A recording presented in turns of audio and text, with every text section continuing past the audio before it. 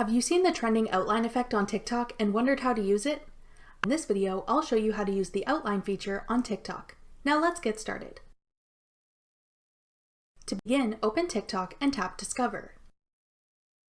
In the search bar at the top, type in Outline. Tap the outline effect in the search results. To save this effect to easily find later, tap Add to Favorites. To begin creating a TikTok with the outline effect, tap Try this effect at the bottom. Many people are using this effect to outline their face. To make it easier to keep still, you can prop your device up in front of you. If you'd like your video to play sped up, set your recording speed to 2x or 3x. Also, make sure you change your video length to 60 seconds or 3 minutes if you'd like it to be longer. When you're ready, tap the shutter button to begin recording.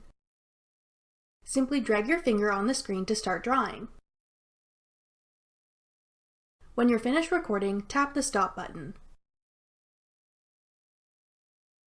From there, you can edit your TikTok as normal by adding filters, text, sounds, etc.